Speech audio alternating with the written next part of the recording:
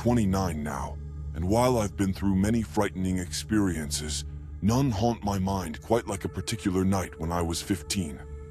This was my inaugural true babysitting gig, distinct from the casual hour spent watching a cousin while my aunt ran errands. This family were close acquaintances, the kind where parents know parents, and a sense of inherent safety is assumed. They're fine with me sharing this story online. Their names are Mark and Diane, and their son, Charlie, was 5. They resided in an attractive house in a peaceful, unremarkable neighborhood. In retrospect, that ordinariness is part of what unsettled me. It didn't feel like a place where anything sinister could unfold. It felt like a typical home, much like my own childhood dwelling. It was a Friday evening in early autumn. My parents dropped me off around 6:30 p.m., and Mark and Diane were already dressed for their outing. Mark extended his hand to me as if I were a job applicant at his office, while Diane repeatedly called me a lifesaver. Mark and Diane outlined the essentials: meal times, what to eat, Charlie's bedtime, and leaving his door ajar. They noted that if he needed to use the restroom, I should guide him, as he sometimes got scared in the hallway at night. Mark also highlighted the locks. There was a front door lock they never used as they entered via the garage. The back door, however, was the one I'd use if I needed to step onto the deck. He emphasized that I'd need to engage both locks, pointing to the deadbolt at the top and the standard doorknob lock beneath. I nodded, feigning understanding. I thought it was self-evident. I believed a lock was simply a lock. They departed around 7 p.m. As soon as their car pulled away, Charlie inquired if we could play board games and hide and seek. I tried to dissuade him from hide and seek because the house was larger than I'd anticipated, and I didn't want him hiding somewhere precarious and getting hurt. We reached a compromise, playing a simple card-matching game at the coffee table, followed by a video game on the small console in the family room. It was one of those children's games where you primarily run around collecting items, and the character is virtually invincible.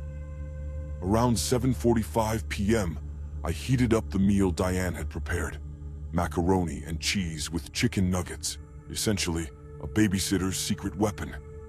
Charlie ate in front of the TV, a privilege his parents likely didn't normally permit, but I wasn't aiming to be the strict babysitter on my first paid job. After dinner, we brushed his teeth and went up to his room. His room was on the second floor. The house featured a wide hallway that led past a few bedrooms and a bathroom. Charlie's room was at the end, containing a small closet with sliding doors. From what I'd glimpsed earlier when he retrieved a toy, it primarily held children's clothing and some storage bins on the top shelf. In the corner by his dresser, his room had a tall hamper with a lid. A nightlight on his dresser cast a soft yellow glow. I tucked him in and read him a brief book. As I was leaving, he asked me to remain in the hallway for a moment. I stood outside his door, listening to him rustle around for perhaps 30 seconds. Then his voice quieted, and I assumed he had settled. I left his door ajar as instructed. Diane had shown me the guest bedroom where I could relax once Charlie was asleep. It was down the hallway from Charlie's room, closer to the stairs. It had a small TV, like a spare room TV, and a bed with a comforter that appeared untouched. I turned on the TV and surfed through the channels until I found a random program. I lay on top of the bed, shoes off, phone in my pocket. It felt as though the job was essentially finished, but that feeling lasted only about 40 minutes. I was half watching the TV when I heard soft footsteps in the hallway. I looked up, and Charlie was standing in the doorway of the guest room. He was rubbing his eyes and clutching a stuffed animal. His face, however, didn't look sleepy. He looked scared. I asked what was wrong. He didn't enter at first. He just whispered, "Chris." I gestured him over, and he walked in slowly, as if he didn't want to turn his back to the hallway. He claimed he heard something in his closet. I tried to reassure him that it was probably just the house settling, that houses often creak. He shook his head vigorously, insisting it was more like a scratch. I still believed it had to be typical toddler imagination. I told him there were no monsters in his closet and asked if he wanted me to check. He nodded, and I led him back to his room. I fully illuminated his room and inspected the closet. The sliding doors were closed. I slid one open and peered inside. Admittedly, I took only a quick peek, as I knew no one was in there, and I only saw a pile of clothes. I even pushed some clothes aside as if genuinely searching. I slid the door closed and observed relief on his face. I tucked him back in and returned to the guest room, but 15 minutes later, I heard footsteps again. This time, Charlie entered more quickly and was more distressed. He exclaimed, "Chris, the closet door moved." I sat up, trying to conceal my annoyance, despite briefly feeling it. I attempted to remain patient. I said, "Okay, let's go check." We walked back down the hallway, and when we reached his room, I paused in the doorway. The closet door was fully open. One of the sliding panels was pushed completely to the side. I stared at it for a second, and I recall my stomach doing a little flip. Not because I immediately thought someone was inside, but because it contradicted my memory. I knew I had closed it. I looked at Charlie and asked why he had opened it, in a tone that conveyed my displeasure. But the way he vehemently swore he hadn't, it didn't come across as a lie. I walked over and slid the closet door shut. Yet the way it closed, it didn't feel as though it could have drifted open on its own. I gave Charlie a look intended to imply that I knew he was playing with the door, perhaps trying to scare me. I tucked him back in and told him he was fine and to go to sleep. I left the room, and on the way back to the guest bedroom, I caught myself listening for sounds behind me, as if someone were walking in the hallway. I told myself to stop being silly. I was 15, in a family friend's house on a safe street. Approximately 10 minutes later, instead of footsteps, I heard Charlie call out. It wasn't a scream, but rather a shaky, elevated voice, as if he was trying not to yell but needed me. It came from his room. I got up and walked out. As I drew closer, I could hear him softly crying. I stepped into his room and saw him sitting in bed with tears streaming down his face. I immediately looked at the closet. The door was closed. That should have been reassuring, but it wasn't. I said, "Hey buddy, what happened?" He didn't answer right away. He simply lifted his arm and pointed toward the corner of the room. I followed where he was pointing, and for a second my brain didn't process what I was seeing. There was a hamper in that corner, and behind it, squeezed into the narrow space between the hamper and the wall, was a person crouched down. They were hiding, trying to make themselves as small as possible. The first thing I saw was a shoulder, then the shoes, then his partially obscured face, but I could see his eyes looking directly at me. The entire event lasted maybe 2 seconds before my body reacted. I didn't scream. I simply decided it was time to leave. So I grabbed Charlie with both arms, yanked him out of bed, and lifted him as if he weighed nothing. I backed toward the door, never taking my eyes off that corner. The person, surprisingly, didn't move at first. They remained crouched, as if by staying still enough, we would forget they were there. I ran us toward the guest room and locked the door. I did my best to keep Charlie quiet as I called 911. I informed the operator there was someone in the house.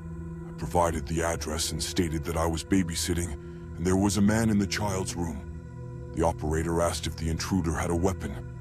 I said I didn't know. She asked if we were safe. I replied that we were locked in a bedroom upstairs. She instructed me to stay on the line. I kept expecting the doorknob to start turning or the door to shake. The operator continued speaking to me to keep me calm, asking me to describe the person, but I couldn't. All I could say was that I saw the person's eyes hidden behind a hamper. The eventual sound of distant sirens growing closer was the first time I had ever felt such relief upon hearing police sirens in my life. The operator told me to wait until an officer came to my door and identified themselves. When the police finally came upstairs, one of them knocked and said, "Chris," because I assume dispatch had my name. I unlocked the door and opened it, and 2 officers were there with flashlights. They looked past me into the room, then at Charlie. They had already conducted a sweep downstairs and hadn't seen anyone. They hadn't needed to kick down the door because the front door was wide open. They checked every possible hiding spot in the house. Whoever it was had left. They said, based on the timeline, he probably slipped out quickly when I ran, went down the stairs, and exited through the front door. When Mark and Diane arrived home, they were met by police cars outside and officers in their living room. A multitude of emotions certainly filled the room. Mark asked me questions I couldn't really answer, just as the police had. The officer inquired about the locks and entry points. Mark immediately went to the back door and checked it. I followed, feeling compelled to see. The deadbolt at the top was unlocked. Mark looked at me and asked, "Did you lock both locks like I said?" I said, "I locked the bottom one." He replied, "The bottom one pops if the knob gets jiggled. That's why I told you both." He wasn't raising his voice, but I knew he was upset. However, he didn't remain upset for long and was grateful I had saved Charlie from danger.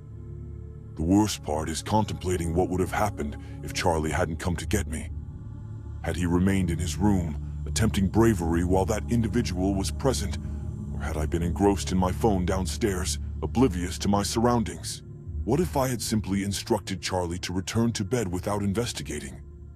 Therefore, to all parents, babysitters, or anyone entrusted with the care of children, never disregard their statements as mere fabrications of their imagination. The third time I looked after AJ marked the only occasion I was ever requested to spend the night at someone else's residence. It was also the last time I ever took on a babysitting job. I was 17, a high school senior, and had already babysat AJ twice before. He was an 8-year-old quiet boy who tended to avoid eye contact when spoken to. Upon my first meeting with his mother, she mentioned he was a solitary child who mostly kept to himself, so I shouldn't anticipate much interaction. She uttered this as if it were a positive trait, implying the job would be undemanding. And truthfully, the first 2 instances genuinely were.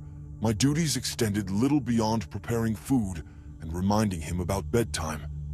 He would simply spend hours in his room playing video games like Grand Theft Auto. The third occasion differed because his mother inquired if I could stay overnight. She explained she had to travel for work and wouldn't return until late the following morning. Her voice on the phone sounded strained, as if she had limited alternatives, so I agreed. I assumed it would be similar to previous times, just longer and more lucrative. When I arrived at the house that afternoon, she hastily rattled off instructions at the kitchen counter while AJ was already upstairs. She mentioned frozen pizza in the freezer, that he typically served himself breakfast cereal, and that I could sleep in the spare room at the end of the hallway. She thanked me approximately 3 times before her departure. Once she left, I called upstairs to inform AJ of my presence, though he already knew, and he simply shouted back a terse, "Yeah," without descending. For the next few hours, I barely saw him. I could discern the video games through the ceiling, the sounds of gunfire and crashing cars from his game. At one point, I went upstairs to check on him and discovered him seated on his bedroom floor, controller in hand, eyes fixated on the screen. He didn't avert his gaze when I inquired if he was all right. He merely nodded while staring at the TV. I returned downstairs and attempted to watch something in the living room, but spending the night in someone else's home felt peculiar. Around 7, I prepared the pizza and called AJ down. When he descended, he offered no greeting or remark. He simply grabbed 2 slices, gave me a look I still struggled to describe, as if I had irked him merely by existing, and then ascended back upstairs without a word. He was acting more unfriendly than usual this time. I stood there in the kitchen, holding my own plate, feeling awkward and somewhat unwelcome in a house I was supposed to be overseeing for the night. I concluded he was just an eccentric child and didn't take it personally. After tidying up, I went upstairs to prepare for bed. The guest room was plain and small. I left the door ajar slightly, as I disliked the notion of being completely enclosed. I was conversing with my friend Bree while sitting on the bed when I experienced a peculiar sensation, as if I were being observed. I looked up and witnessed AJ's head slowly retract from view through the gap in the doorway. He had been standing there, peeking in. I chuckled softly, more startled than anything, and called out to him, asking what he was doing. He didn't respond. I heard faint footsteps retreating down the hallway toward his room. I recall thinking it was rather amusing, like he was just being a curious child, and I didn't dwell on it further. Around 11 o'clock, I set my phone aside and turned off the lamp. I rolled onto my side and closed my eyes, attempting to drift off to sleep. I'm unsure how much time elapsed before I felt a presence in the room. I opened my eyes and perceived a dark form at the foot of the bed. It took a few seconds to register that it was someone standing there. I shrieked involuntarily and fumbled for the lamp. When I switched it on, I saw AJ standing motionlessly at the end of the bed. The expression on his face remains difficult to articulate. He appeared annoyed, yet also fearful or remorseful about what he was on the verge of doing. Both of his hands were held behind his back. I sat up and questioned his presence in my room. He offered no answer. I instructed him to reveal what he was concealing behind his back. He shook his head no, maintaining unwavering eye contact. This alarmed me more than if he had yelled or wept. I got out of bed and advanced toward him, telling him he needed to return to his room. When I reached him, I grasped his arm and turned him slightly. It was then that I saw the hilt of a large kitchen knife in his hand. That's when I screamed again, and instinctively covered my mouth with my hand. I yelled at him to get out of the room, to go, to leave. My entire body was trembling. He did not argue. He simply ran into the hallway, still clutching the knife. I rushed to the door, slammed it shut, and locked it. My hands were literally shaking as I fumbled with my phone, trying to call his mom. When she answered, I could barely articulate the words. I told her AJ had entered my room with a knife while I was sleeping. A long silence followed on the other end. Then her voice underwent a complete transformation. She sounded horrified, as if she had anticipated something negative, but not to this extent. She apologized repeatedly, expressing deep regret and stating she believed me. I informed her I couldn't remain there. The money or anything else was irrelevant. I just needed someone else to look after him. She offered no dispute. She said she would call her ex-husband and have him come immediately. I remained locked in that room for nearly an hour, absolutely terrified. Eventually, there was a knock at the front door, and a man's voice calling AJ's name. I peeked through the guest room door and recognized the man from a photograph in the house. He proceeded directly down the hall towards AJ's room, barely acknowledging me.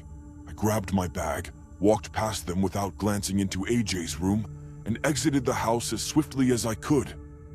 His mom sent me the payment via Venmo later that night, along with another lengthy apology, but I never returned there.